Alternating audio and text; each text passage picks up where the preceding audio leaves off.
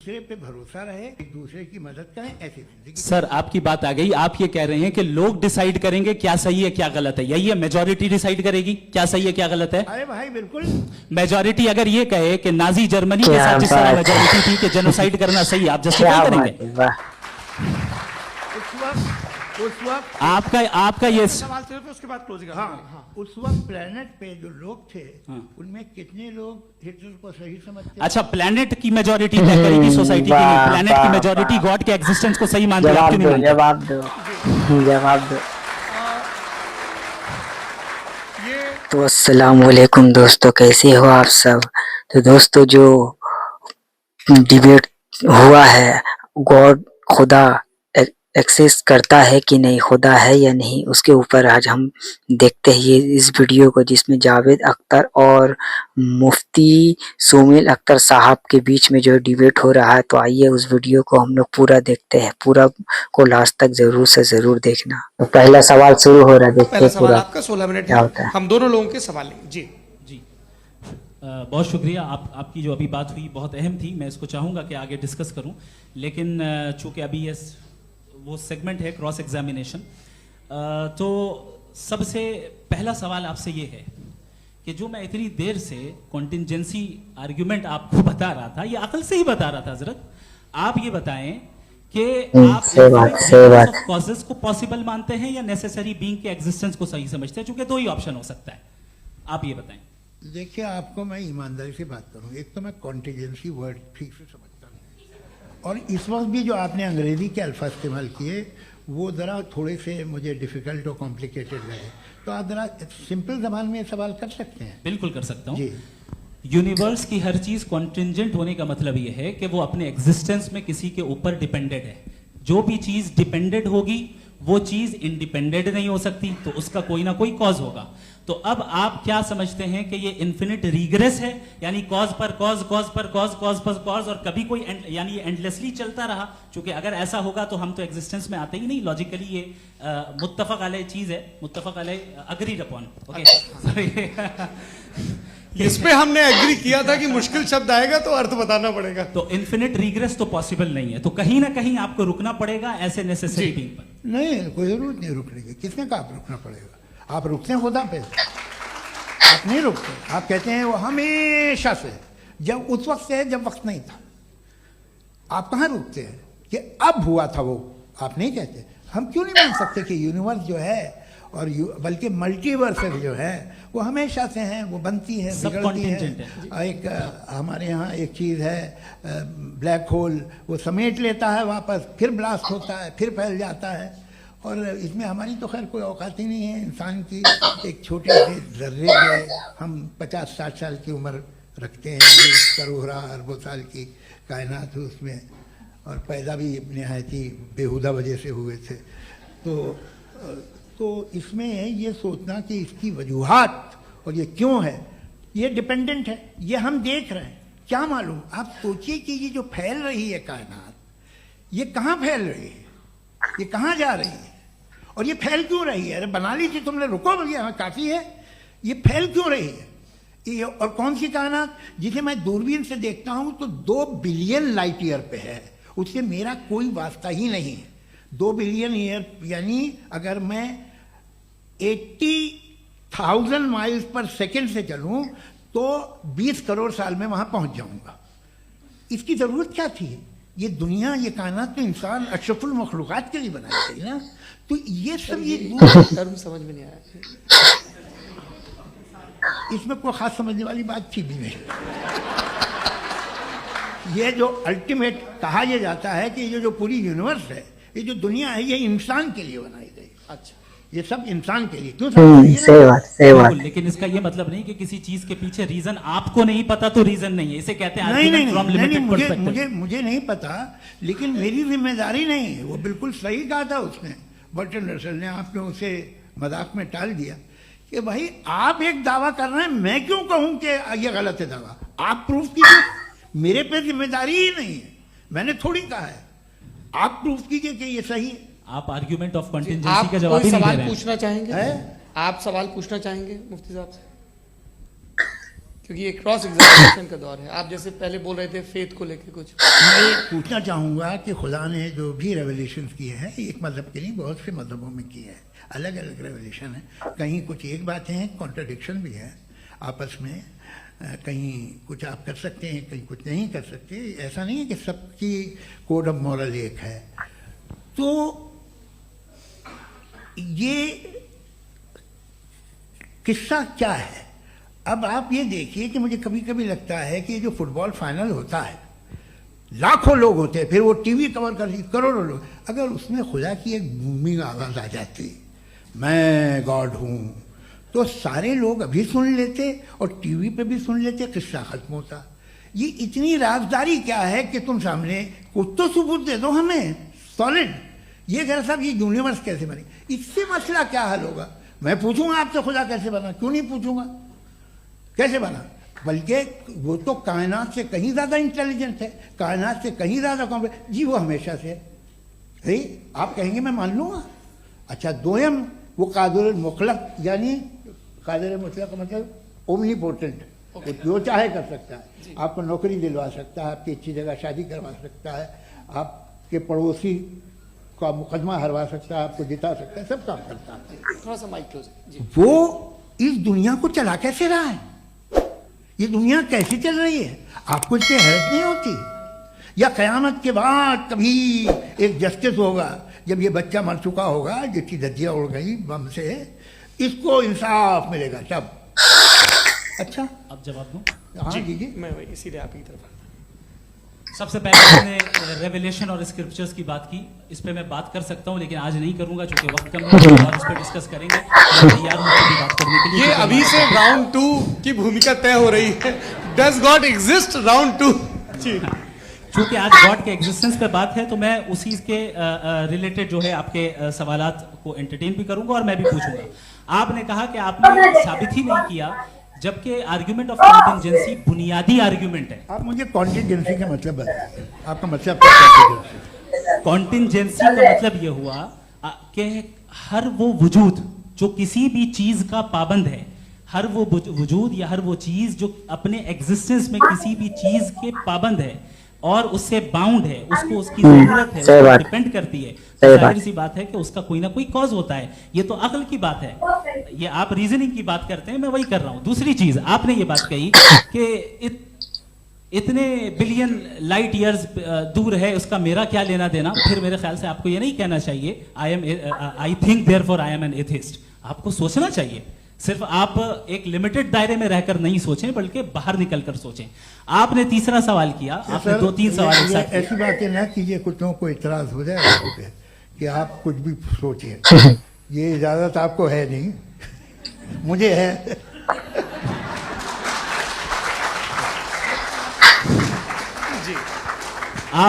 आपने problem of evil के ताल्लुक से सवाल किया और बार बार आप एक लफ्ज रिपीट कर रहे हैं कि omnipotent God, all powerful God है। यही तो दरअसल समझना है कि गॉड का कॉन्सेप्ट क्या है। प्रॉब्लम ऑफ इविल जो है, प्रॉब्लम ऑफ इविल दर हकीकत 2 असम्पशंस पर कायम है। अगर आप इन 2 असम्पशंस को समझ जाएं तो ये प्रॉब्लम नहीं रहेगी, आर्ग्यूमेंट आपको समझ में आ जाएगी कि ये कोलैप्स कर जाता है। पॉइंट नंबर 1, यानी जो आपका सबसे पहला फॉल्स असम्पशन है कि गॉड मर्सीफुल है, ओमनीपोटेंट है, दुनिया में जुल्म हो रहा है। लेकिन आपको यह समझना चाहिए कि हमारे वर्ल्ड व्यू के मुताबिक गॉड सिर्फ ओमनीपोटेंट और सिर्फ मर्सीफुल नहीं है, बल्कि वो ऑल वाइज भी है और वो ऑल नोइंग भी है। उसके हर काम के पीछे हिकमत और विजडम है। ये कोई जरूरी नहीं है कि वो हिकमत और विजडम आपको समझ में आए, मुझे समझ में आए। अगर आप जो समझ रहे हैं उसके मुताबिक आप फैसला कर रहे हैं, ये लिमिटेड पर्सपेक्टिव से आर्ग्यूमेंट है। और इस चीज को हम अपनी दुनिया में, अपने लाइफ में, डेली लाइफ में इस प्रिंसिपल को एक्सेप्ट करते हैं। हम जब किसी डॉक्टर के पास जाते हैं, डॉक्टर के पास जाकर वो अगर उसने हमें कोई दवाई दी है तो हम ये तो नहीं कहते कि जब तक आपके पास जितना नॉलेज और जितना विजडम नहीं है, आपने क्यों ये दवाई दी है, तब तक हम इस चीज को एक्सेप्ट नहीं करेंगे। हम उसकी अथॉरिटी को तस्लीम करते हैं। क्यों? क्योंकि हम जानते हैं कि वो नॉलेजेबल है, वो विजडम वाला है, हमसे ज्यादा नॉलेज और हमसे ज्यादा विजडम है। बताएं सर। मैंने डॉक्टर में और खुदा में बड़ा डिफरेंस है। डॉक्टर पढ़ा लिखा होता है एक, तो मैं उसकी बात सुनूंगा, दो एम ये नहीं कुछ जवाब तो ये भी नहीं है सर आप प्लीज भी आ आप जाइए, अगर चलिए। सब ऑडियंस से बोलने लगेंगे तो हाँ। फिर मतलब नहीं इससे लाइव बहस का। मतलब आप ये कहें कि चूंकि आप डॉक्टर पे बिलीव करते हैं इसलिए खुदा पे बिलीव किए क्या ये मिसाल आपको समझाने के लिए आर्ग्यूमेंट है, इस पे आपको एतराज नहीं है। तो सिंपल बात ये है कि मैं अगर ये यकीन कर लूँ कि 19% उसकी मसलहत है, ये जो बच्चे मर रहे हैं ये मसलहत है उसकी, मुझे नहीं चाहिए इसकी मसलहत, उसकी मसलहत नहीं, यही मसलहत तो क्या समझना है। मतलब एक्सपीरियंस। अच्छा इस आपने अभी मेरी बात पूरी सुनी नहीं। मैंने कहा आपका पूरा आर्ग्यूमेंट दो फॉल्स असम्पशंस पर है। एक फॉल्स असम्पशन मैंने बता दिया, दूसरा फॉल्स असम्पशन ये है कि इस दुनिया में इविल के होने का कोई गुड रीजन नहीं है, जबकि हमारे पास बाज रीजन मौजूद हैं, हमारे पास बाज वजूहात मौजूद हैं। सही बात है, सही बात है। क्या बात है, क्या बात है, वाह। अगर जुल्म ना हो वाह आप इंसाफ मुफ्ती को साहब, वाह। समझेंगे कैसे? क्या अगर जवाब तारीकी ना दिया, हो तो वाह। आप लाइट को समझेंगे कैसे? क्या जवाब दिया, वाह। बहुत अच्छे। अभी और सुन लें, अभी और बाकी है। ये तो बात बहुत पसंद आई साहब मुझे कि जब तक रेप ना हो तब तक औरतों की इज्जत का ख्याल आता है। आपने मेरा जवाब पूरा सुना ही नहीं। जब तक के बच्चों का कत्ल ना किया जाए तब तक आपको बच्चों की मासूमियत की इज्जत है। आपने पूरा वाह, जवाब सुना ही क्या नहीं। बात है, क्या आपने नुक्ता निकाला हुआ? आपने पूरा जवाब सुना ही नहीं। आप सुन लें, मेरी बात सुन लें। ये मैंने सही आपको एक बात। चीज बताई। दूसरी चीज, इस दुनिया में हम आए हैं टेस्ट के लिए, हमारा टेस्ट हो रहा है और हर इंसान का अलग अलग अंदाज में टेस्ट होता है। और इस दुनिया में अगर इविल मौजूद है तो वो इविल जरिया है हमारे अंदर ह्यूमन नोबल क्वालिटीज को डेवलप करने का और अलग अलग फील्ड में प्रोग्रेस करने का। और अगर हमारे अंदर और इस दुनिया में इविल नहीं होता तो बताइए टेस्ट का मतलब क्या होता? अगर मैं अपने स्टूडेंट को एमसीक्यूज दूं और उसमें सिर्फ राइट आंसर लिख कर दे दूं और तुम्हारा टेस्ट हो गया, ये मीनिंगलेस क्या है। बात, इस वाह। दुनिया में अगर हम टेस्ट के लिए आए हैं तो वाह। जाहिर है गुड एंड इविल दोनों मौजूद है। सही बात है। अगर गुड एंड इविल दोनों मौजूद है तो ये इविल भी खुदा का बनाया हुआ है। जी हाँ, खुदा का बनाया हुआ है, लेकिन अच्छा चलो अच्छी बात। जी बिल्कुल तो बिल्कुल खुदा मतलब ने बनाया। अभी तो ये है कि जो मेजॉरिटी है दुनिया में वो इविल है, तो ये खुदा एक्चुअली इविल के साइड पे लग रहा है मुझे। बिल्कुल भी नहीं, मैं इसलिए बताता हूं। मेजॉरिटी में तो वो है।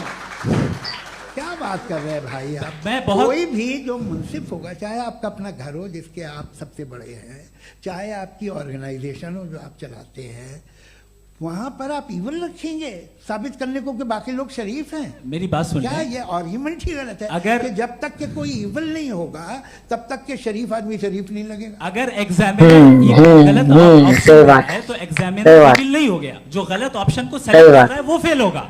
क्रिएटर ने इविल को बनाया है लेकिन वो इविल नहीं है। अच्छा सुनिए मेरी बात, चलिए, लेट मी कंप्लीट सर। जी जी क्रिएटर ने इविल को बनाया है टेस्ट के लिए, वो इविल नहीं है। इविल इस्तेमाल वो करने होगा- वाला गलत वो है। होगा जो सही उसे बात, इख्तियार क्या करेगा। बात, छुरी वाह। को बनाने वाला वाह। गलत नहीं होता है, छुरी का गलत इस्तेमाल करने वाला गलत होता है।